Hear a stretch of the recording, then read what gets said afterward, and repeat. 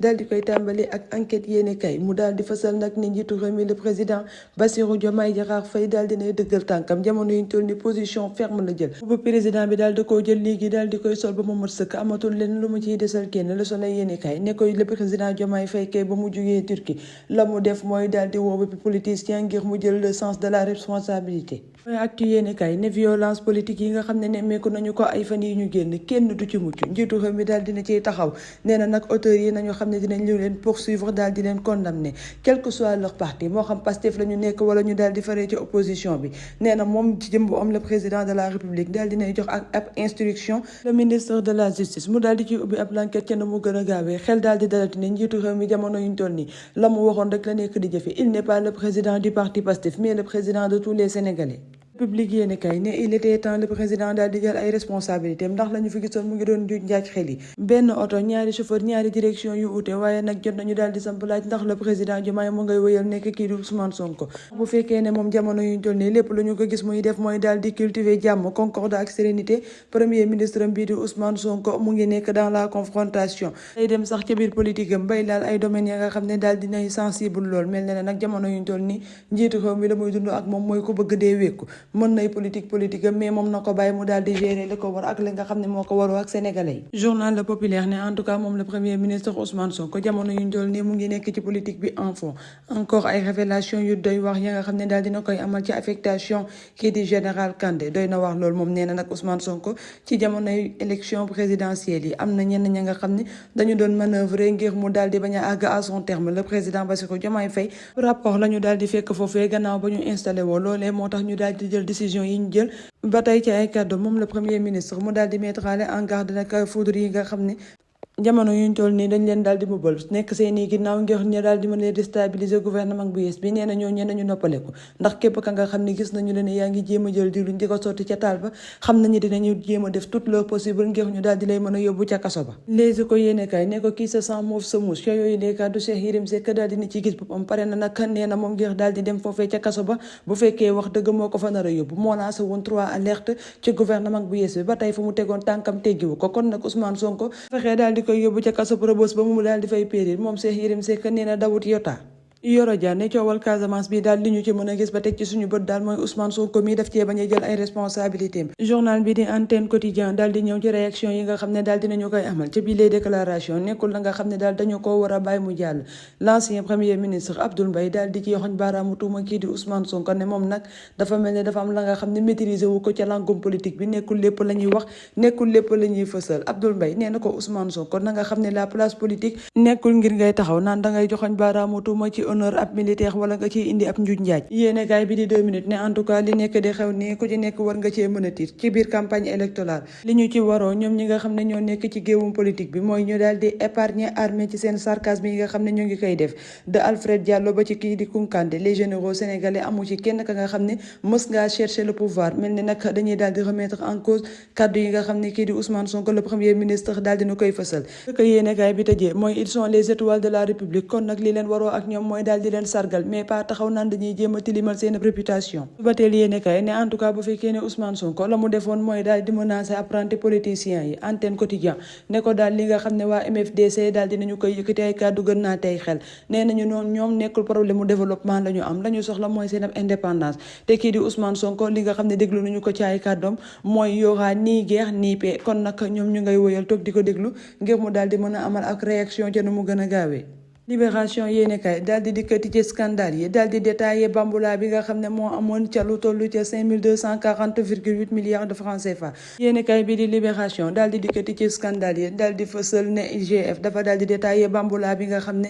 daal dinañu koy amal ci lu toll ca 5240,8 milliards de francs CFA ci détails yi nga xam ne journal bi daal dina koy fësal bokk na ci 87,6% ay marché ya nga xam ne signé nañu leen ñoom gouvernement bi fi nekkoon sans appel d'offre ci diggante 2019 jàpp fin mars 2024 2024 ba tey ci révélation yi day wax yi nga xam ne waa journal Libération daal dinañu koy fësal bokk na ci Planète On di ab société ba nga xam ne ñu nga nekk foofee ca Dubaï ñoom ñooñee daal dinañuy décroché ab contrat ba nga xam ne mu nga toll ca 113 milliards de francs CFA mu daal di ñëwaat ca lu toll ca 860,5 milliards yi nga xam ne daal dinañ leen di engagé sous forme d'offre spontanée et d'offre initiative privée ba tey ci ay révélation journal bi daal dina ciy bokk 8 avenants passés yi nga xam ne damal nañu ko après le marché gré à gré. 2 parmi eux ont été signés en violation totale du plafond réglementaire de 30% en référence au contrat de rattachement. Journal Le Quotidien yéeni kay ne ko nag bu fekkee ne ñoom ñu fi nekkoon njuuj njaaj ak nag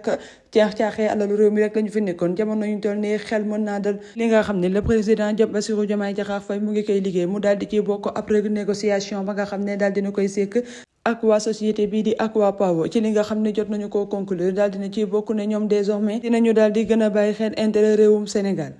Le Peuple Quotidien na en tout cas ca biir opposition bi bu fekkee ne am na ñi nga xam ne ñu ngay fekk ji Ousmane Sonko ñeneen ñi daal ñu ngay wëyal taxaw naan dañu leen di tiire bokk na ci kii di Mamadou Lamine Massaly nee na ci juróom-ñaari weer yi nga xam ne ñoom waa Pastef ñoo nekk jiite réewum Sénégal la ñu def rek mooy daal di koy démonétiser sonn nañu lool askan waa ngi yuuxu wàllu boor bu nekk nañu leen gëstu te bàyyi wax ju bëri ci Direct News yéeni kaay daal di dikk ba tey ci li nga xam ne moo laale ak campagne électorale bi ñëw ca kii di Amadou Ba ak coalition Jàmm ak Njëriñ bi nga xam ne ñoom la àndaloon nee na ñoom lépp la nga xam ne waroo woon na leen ak gouvernement bi nga xam ne ñoom ñoo installé wu di waa Pastef keroog bi ñuy wàcc ci gouvernement bi dossier yëpp daal dinañu koy dugal ci tiroir bi mais nag seen ab cat mooy wax ju bëri rek ndax liggéey ak wax dañoo nekk la nga xam ne àndul comme quoi Ousmane Sonko na gën a focus ci liggéey bi noppi te bàyyi wax ju bëri bi la dépêche yéene kay daal di koy feelu ne Amadou Ba kay nee na toog muy dox sax moo gën wax muy dox Ousmane Sonko na noppi te xam ne wax ju bëri ji du ko yokkal dara lu dul ay polémique wala vaar grand place yéene kay daal di ñëw ci jàmm ji nga xam ne daal dinañu koy sàkk montée de la violence électorale nekk na la nga xam ne daal dina tiital ñu bëri ba tax nag saxal jàmm daal di érigé wu ñu daal di fësal ne lu ëpp fanweeri organisation daal dinañuy booloo ca la société civile ngir nag daal di gën a artu politiciens yi ñu bàyyi appel de la violence bi nga xam ne ñoo ngi koy def yéenekaay bi di yox moom mu daal di dikkati ci projet yi nga xam ne le premier ministre daal dina koy fësal ci biir campagne bi mu daal di ci bokk lu ëpp junni emploi yi nga xam ne ñoom la ñu prévoir mooy daal di koy amal foofee ca pôle sud bi ca biir loolee dina ci am 60% yi nga xam ne waa Kédougou la ñu ko nar a jagleel la tribune yéenekaay daal di ñëw ci kàddu yi nga xam ne waa MFDC daal dinañu koy fësal nee nañu Ousmane Sonko su paree ci li nga xam ne nee na développement la bu mu nar a amal foofee ca sud bi na dem tontu ji leen ñoom jooyu ñu xiif jooyu ñu mar leen rek la ñu bëgg mooy ñi daal di leen libéré jox leen seen ab indépendance ba tax nag ñu ngi koy déglu laaj daal di sampooti le premier ministre Ousmane Sonko ana kañ vraiment la nar a xuus ca bii les questions ana kañ vraiment la nar a libéré sénégalais yi Walf Quotidien moom nag daal di dikk ci kàddu yi nga xam ne waa Sàmm Sa Kàddu daal dinañu koy fësal ci seen campagne électorale nee na Anta Babacar Ngom nag moom daal dinay fësal ne ñoom pare wuñu benn yoon ngir daal di bloqué gouvernement bi ci ay projets yi nga xam ne dinañu ko taxawal mu nekk la nga xam ne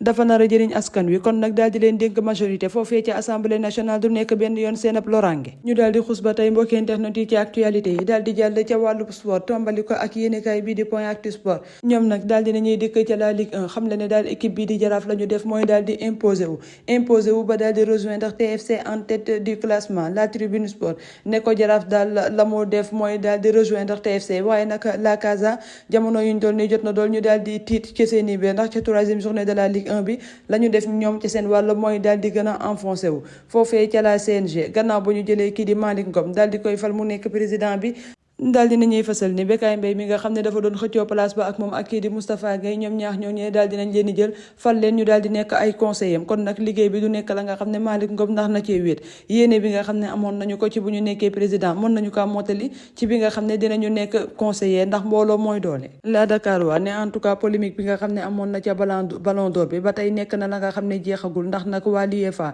ñoom jamono yuñ toll nii décision bi nga xam ne jël nañu ko mooy daal di porter plainte daal di dem saisir la justice mbokk internet yi ñoo ngi leen di jaajëfal ci teewlu bi ak déglu bi ci seen revue de presse ci DKR 221 di leen jox dig daje beneen yoon incha allah ci seen beneen numéro jërë ngeen jëf. Abonnez-vous sur votre chaîne YouTube DKR 221 et n'oubliez surtout pas de cliquer sur la cloche pour recevoir les notifications.